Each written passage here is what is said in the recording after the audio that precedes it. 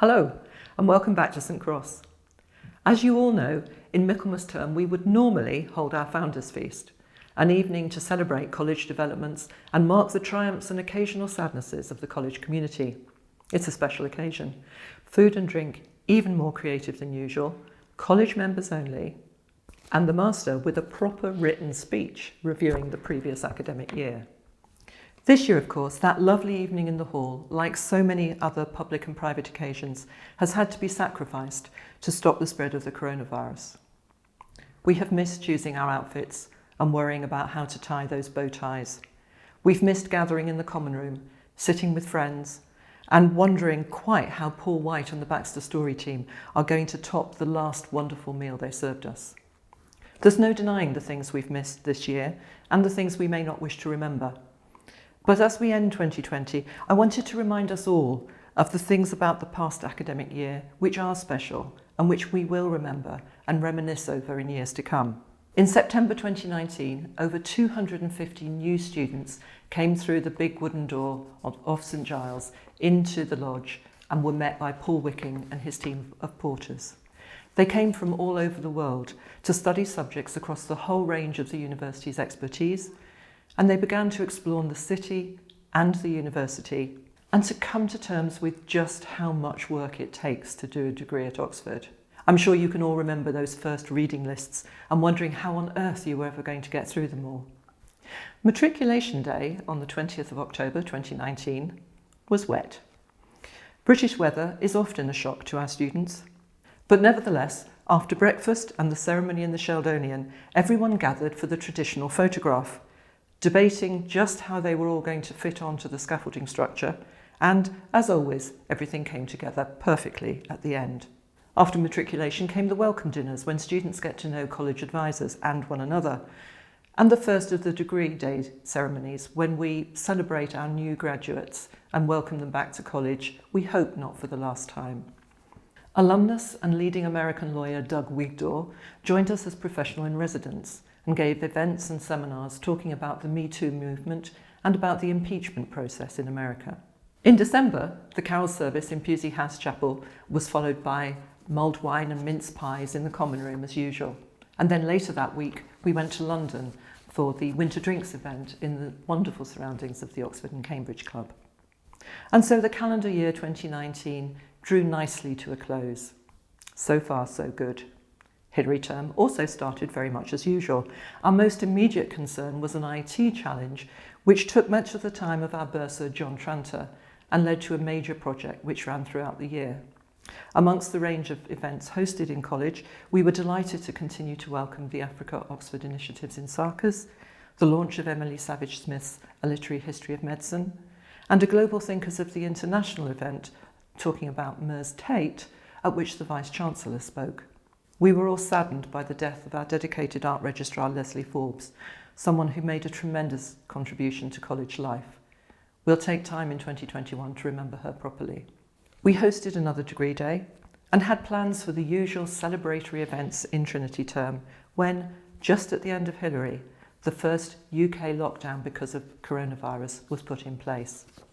It's often said that you can tell the calibre of an organisation or individual by their reactions during a crisis, and this year we have seen just that.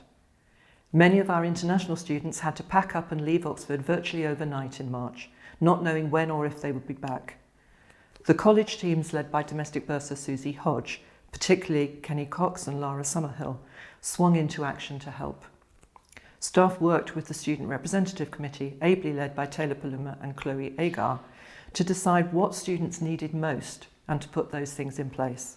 Many students left at such short notice that their rooms were still full of books and their belongings. The team arranged for those to be reunited with their owners. Rachel Walker's finance team reassured students and helped them manage their finances. A number of the staff involved were then placed on furlough themselves over the summer as we worked to ensure that we managed the impact on the college's own financial position. The maintenance and cleaning teams went into overdrive to help look after the students who remained on site throughout this time. And of course, at the same time, the university was doing an extraordinary job of moving online, keeping in touch with students all over the world, rearranging exams and assessments, and generally doing everything it could to ensure that students continue to be taught and supported in the best way possible. Sharon Durno and the academic office team reassured and informed students about the new arrangements and answered endless questions. They also worked harder than ever to keep in touch with and reach out to students planning to start at St Cross in October.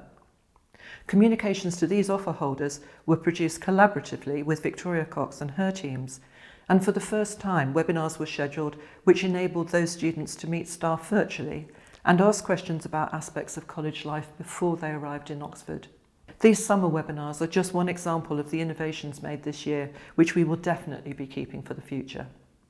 So too, Joe Ashbourne continued to bring together a range of academic activities for college members and the wider community. Informal lunchtime talks arranged by division were given by Ruby Wax, Adrian Noble and Ray Mears. The Lorna Castleton Memorial Lecture was delivered by the Chief Scientist of NATO. And a rather spectacular HAP event, History and Philosophy of Physics, brought together 4 Nobel physicists to talk about the greatest physics discovery of the previous century, and then led on to another event with Professor Michio Kaku talking about the physics of the impossible. Our fellow Anthony Geffen also offered his support and has been hugely generous in bringing St Cross members special previews of works on diving the Titanic, immersive storytelling, and the career of Sir David Attenborough.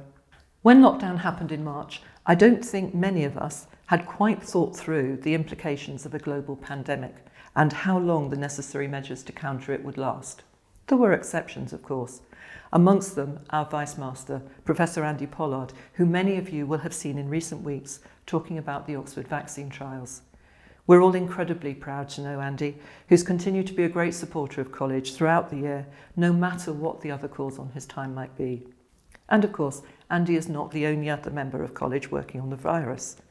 For example, Michael Parker, Julian Savulescu, Betty Rahman and Boone Lim are just a few, from the most experienced professors to a new DPhil student working at the start of their career and helping to navigate the way through the current challenges and plot a way forward for us all. And when it comes down to it, that's why we're all so proud to be members of this college community, a group of expert, creative and committed individuals who individually, together and with the help and support of others, use their skills to make the world a better place. This year, above all others, I have been privileged to see this community at work and at its best. It's been an amazing experience, and I know that in 2021 we will be ready to build back.